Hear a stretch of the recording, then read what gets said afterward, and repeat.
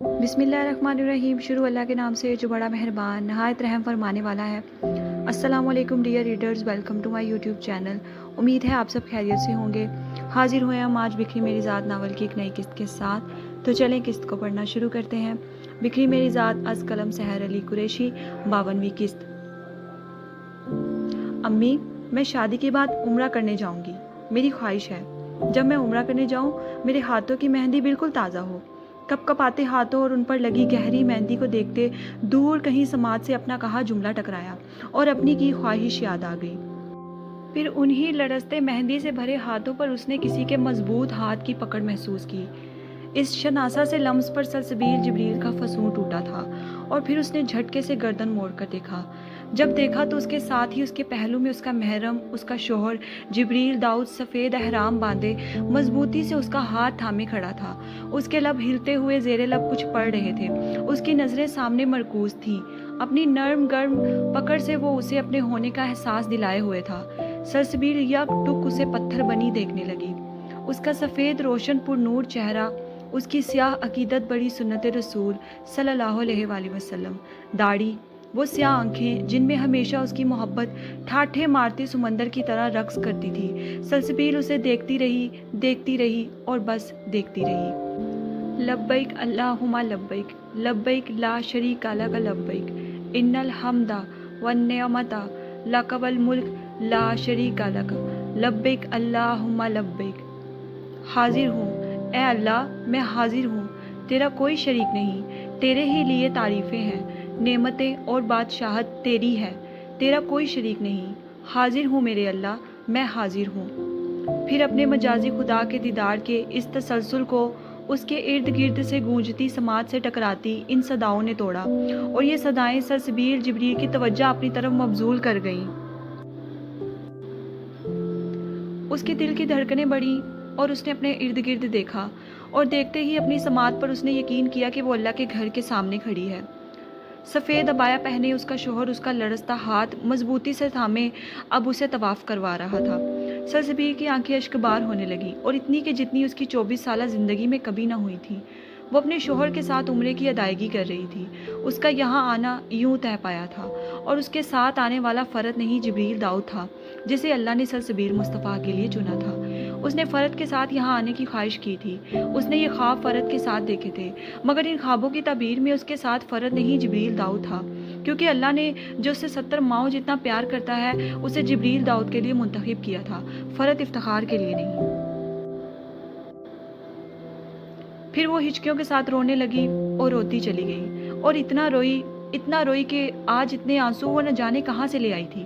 بے شک اس کا رب کریم اتنا ہی غفور الرحیم ہے۔ دوسری طرف آج اسے جبریل نے رونے سے نہ روکا تھا، کیونکہ وہ جانتا تھا یہی وہ بارگاہ، یہی وہ گھر ہے جہاں اسے جی بھر کے رو لینا چاہیے۔ وہ اپنے رب کریم کے لیے اس کی عطا کی گئی نعمتوں کے لیے رو رہی تھی، مگر گاہے بگاہے وہ ایک درد بھری نظر اس پر ضرور ڈالتا تھا۔ آخر کو وہ اس کا دل تھی، اور دل تکلیف میں ہو تو انسان بے سکون ہو کر تڑپنے لگتا ہے۔ اس کے آنسو ہمیشہ جبریل داؤد کی روح کو جھنجھوڑ کے لے جاتے تھے۔ وہ رو رہی تھی اور آج وہ برداشت کر رہا تھا، نہ جانے کیسے۔ ان کے ساتھ ہی بینش اور البرٹ بھی طواف کر رہے تھے۔ سیاہ عبایا پہنے بینش بھی البرٹ کا ہاتھ تھامے طواف کر رہی تھی۔ 7 چکر اس رب کے کعبہ کے گرد سلسبیل نے رو کر لگائے تھے۔ پھر وہ دونوں اپنا آخری طواف مکمل کرتے کعبے کے سامنے ہی رک گئے۔ جبریل ایک بار پھر ہاتھ اٹھائے دعا کرنے لگا۔ اس کی آنسو اس کی آنکھوں سے بہہ کے اس کی داڑھی میں جذب ہونے لگے۔ وہ اپنے رب کے آگے رو رہا تھا، اپنے ساتھ کھڑی عورت کے لیے۔ اس کے رب نے اسے سلسبیل دے دی تھی، اسی کا شکر وہ اپنے رب کے آگے رو کر ادا کر رہا تھا۔ دعا مکمل کرتے اس نے اپنے چہرے پر ہاتھ پھیرے اور پھر سلسبیل کا ہاتھ دوبارہ تھامے وہ ہلکی بھیڑ کو چیرتا ہوا آگے جانے لگا۔ لوگوں کے درمیان سے گزرتے وہ سلسبیل کو خانہ کعبہ کے بالکل قریب لے گیا۔ سلسبیل کا دل تیز دھڑکتا پسلیوں سے ٹکرانے لگا تھا۔ اس کے پورے وجود پر کپ کپی طاری ہو گئی، رونگٹے کھڑے ہو گئے تھے، پیشانی سے پسینہ بہنے لگا تھا۔ وہ اس رب کے گھر کے پاس تھی جس نے یہ پوری کائنات خلق کی ہے، جس نے کائنات کا ذرہ ذرہ بنایا ہے۔ سلسبیل کے پورے جسم پر خوف سا طاری ہو گیا، وہ رب جلال کا خوف جس سے ڈرنا چاہیے۔ جبریل نے سلسبیل کا ہاتھ تھام کر کعبے کے غلاف پر رکھ دیا، اور اپنا دوسرا ہاتھ بھی۔ سلسبیل کے ہاتھوں کی لرزش اور جسم کی کپکپاہٹ میں مزید اضافہ ہوا، اور آنسو ایک بار پھر تواتر اس کی آنکھوں سے بہنے لگے۔ اپنی پیشانی وہ اس سیاہ غلاف کے ساتھ لگا گئی۔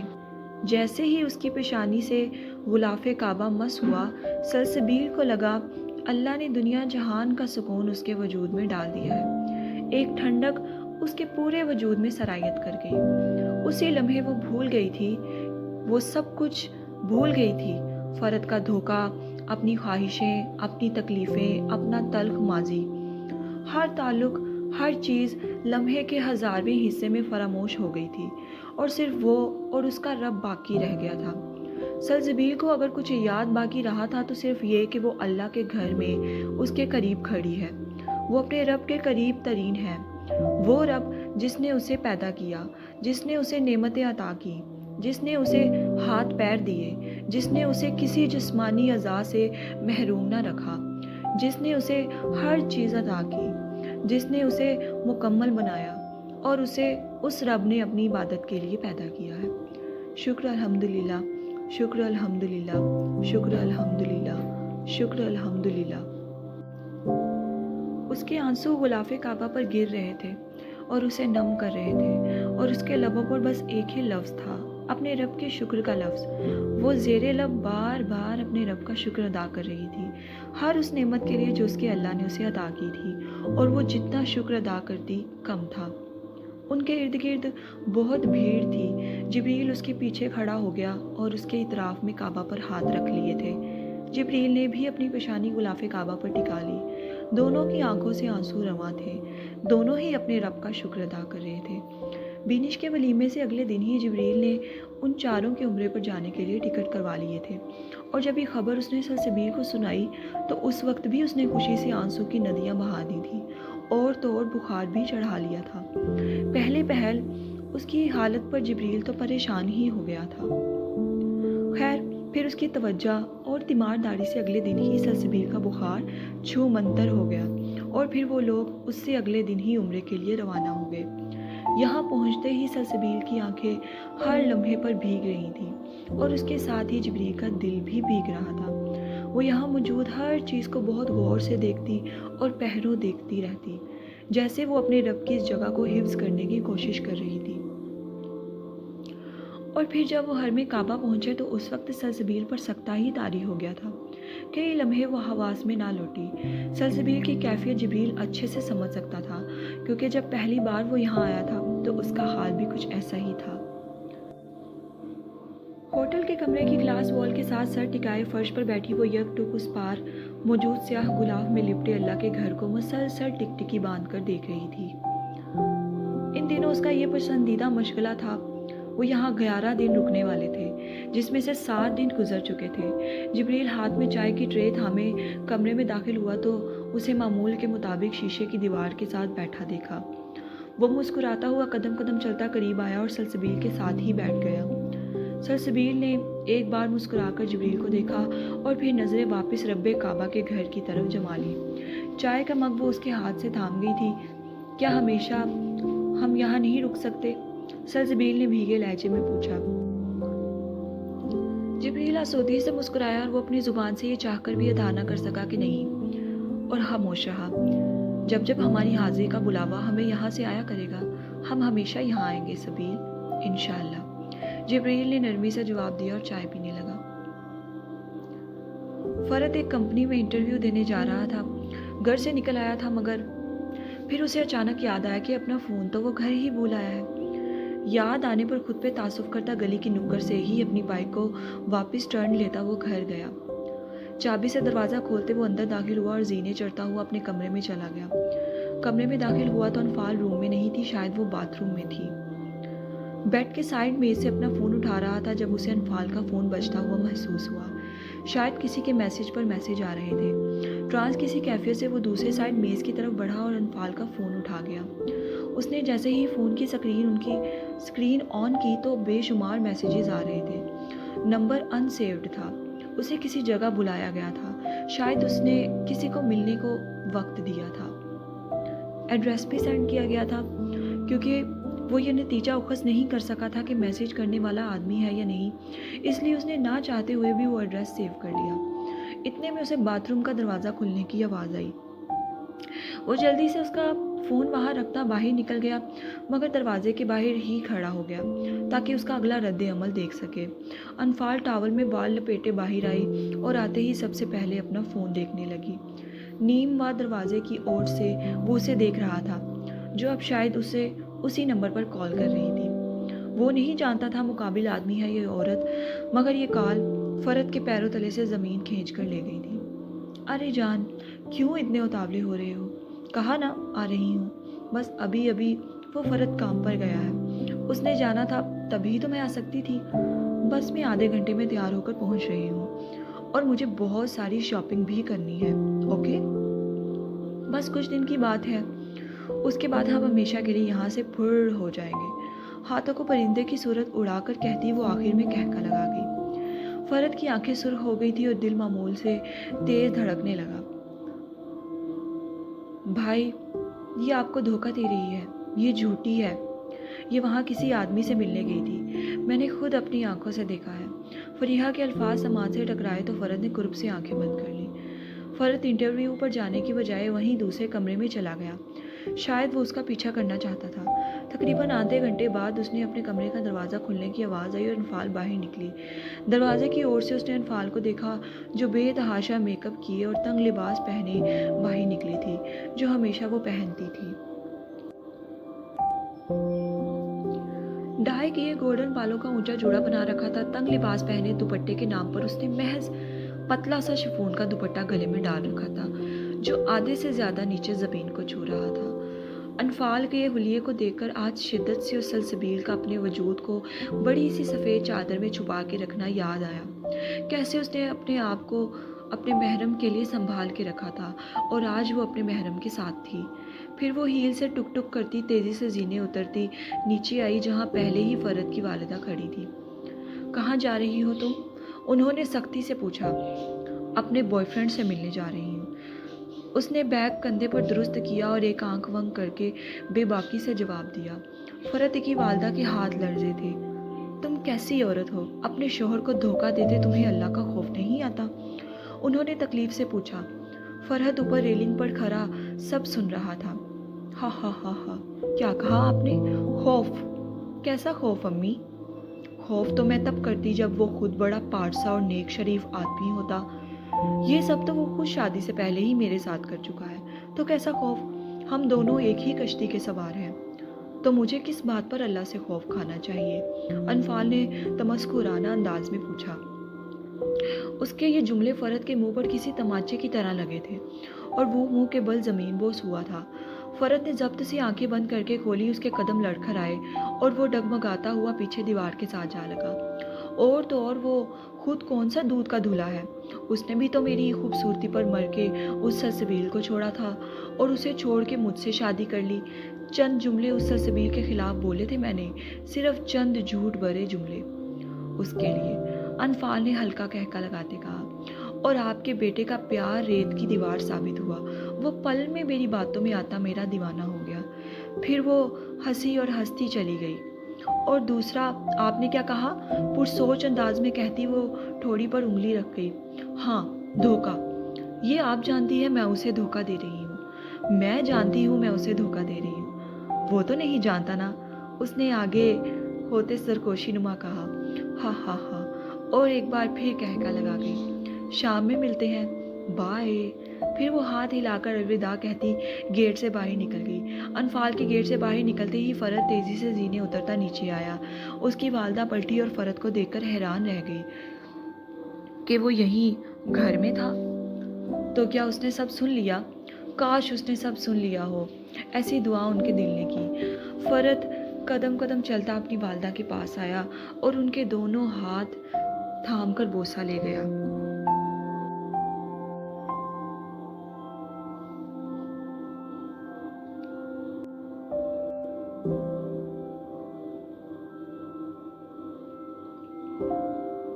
मुझे माफ़ कर दे अम्मी, मैंने आपको बहुत दर्द दिया है। बस दुआ करें जैसा मैं सोच रहा हूँ वैसा ना हो। दुख भरे लहजे में कहते वो तेज़ी से उसके पीछे बाहर चला गया। हेलमेट पहने बाइक चलाता फ़रत एक कैब का पीछा कर रहा था जिसमें अनफाल बैठी थी। उसकी बाइक कैब से कदरे पीछे थी। फिर वो कैब एक होटल के पास रुक गई। अनफाल नीचे उतरी और टैक्सी वाले को किराया देकर अंदर चली गई। ये तो वही जगह थी जहाँ वो उस दिन भी आई थी, जिस दिन उसे फरीहा पर इल्ज़ाम लगाया था। फरत अपनी बाइक पार्किंग लॉट में खड़ी करता अंदर उसके ताक़ुब में गया। वो जैसे ही हाल में दाखिल हुआ, अनफाल उसे कहीं नजर न आई।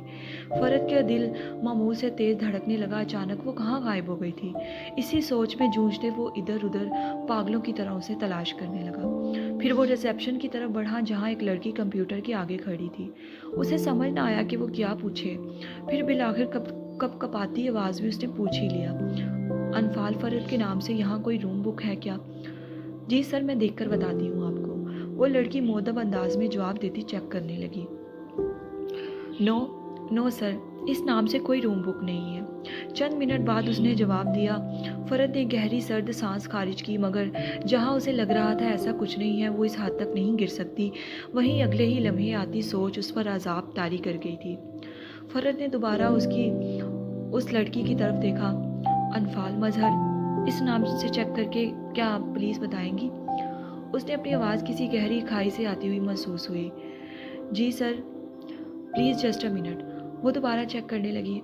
फरत की घबराई हुई नज़रें मसलसल उस लड़की की हरकत करती उंगलियों पर थीं। जब वो जानता था तो क्यों खुद को झुठला रहा था? आंखों से देख लेने का क्या मतलब था, ये जानने से वो कासिर रहा। 3rd floor, room number 21। अचानक फरत की तरफ देखते उसने जवाब दिया और अपने काम में दोबारा मसरूफ़ हो गई। ये अल्फाज सुनते ही फरत के पैरों तले से ज़मीन निकल गई थी और उस इमारत की तमाम छतें उसके सर पे आ गिरी। फरत की रगों में खून खतरनाक हद तक गर्दिश करने लगा। आंखें सुर्ख अंगार हो गईं। फिर वो तेज़ी से पलटा और सीढ़ियों की तरफ दौड़ा। भागता हुआ जीने चढ़ने लगा। वो लड़की इस आदमी को इस तरह दौड़ते देख हैरान रह गई, जैसे वो कोई पागल था। फूले हुए सांस और पसीने में शराबूर पेशानी लिए वो 3rd फ्लोर पर पहुंचा। इर्द गिर्द देखता वो कॉरिडोर क्रॉस करता मतलूबा कमरा तलाश करने लगा। 12 नंबर, फिर 13 नंबर क्रॉस करता चला गया और बिलाखिर वो 21 नंबर कमरे के पास जा ठहरा। कमरे का दरवाज़ा नीम बा था। फरत के दिल ने मजीद तेज़ रफ्तार पकड़ी। हलक में गिल्टी उभर कर मादूम हुई। हा, अरे दरवाज़ा तो बंद कर लो, ऐसी भी क्या जल्दी है? अनफाल की मकरू आवाज़ उसकी समाज से टकराई तो फरत के रहे सहे औसान भी खता हुए। मुकाबल शख्स जवाबन कोई बेबाक सा जुमला अदा करता दरवाजे की तरफ आया था, मगर इससे पहले वो दरवाज़ा बंद करता फरत दरवाज़ा खोल चुका था। फरत को देखकर अनफाल की जान पर बन आई। उसकी आंखें हैरत से फटी और बाहर को उबलने के करीब थी। ये कहाँ से नमूदार हो गया, उसने दिल में सोचा। खैर, कभी न कभी तो उसे सामने आना ही था, तो आज ही सही, ये सोचती वो अगले लाहे अमल के लिए खुद को तैयार करने लगी। फरत का चेहरा सुर्ख हो रहा था। हाथों को मुट्ठियों की सूरत उसने बंद कर रखा था। पेशानी पसीने से भीगी थी। वो इस कमरे में एक 40 साला मर्द के साथ मौजूद थी, बिल्कुल उसी तरह जैसे वो फरत के साथ शादी से पहले मौजूद हुआ करती थी। आज उसका अमल अल्लाह ने उसके मुंह पर दे मारा था। उसका दिल चाहा ज़मीन फटे और वो उसमें ज़िंदा दरगोर कर दिया जाए। वो अच्छी लड़की नहीं है, वो तो किसी और को चाहती है, और न जाने किस किस को चाहती है। अरे उसका तो कोई फिगर ही नहीं है, वो तुम्हें आखिर क्या दे सकती है? मुझे देखो, तुम्हारी हर ख्वाहिश पूरी कर दूंगी। मैंने कहा था ना, वो अच्छी लड़की नहीं है। देखो कैसे उसे 1 महीने के अंदर अंदर अपने बॉस को फंसाकर उससे शादी कर ली। फिर ससबील के लिए कहे गए जुमले समाज से टकराकर नए अजाब में मुब्तला करने लगे। कसूर सिर्फ अनफाल का भी नहीं था। कहीं न कहीं वो खुद भी ये जानता था कि सबील बेकसूर है, मगर उसने खुद अपने वजूद पर शैतान को गलबा देकर गुमराही चुनी थी और अपने नफ्स की पैरवी की थी। फरत कदम कदम आगे बढ़ रहा था, जबकि अनफाल इत्मीनान से खड़ी थी, जैसे उसे कोई नदामत न थी और ना ही कोई फ़र्क पड़ता था। उसके करीब पहुंचते फरत का हाथ उठा था, मगर हाथ हवा में ही मुअल्लक रह गया।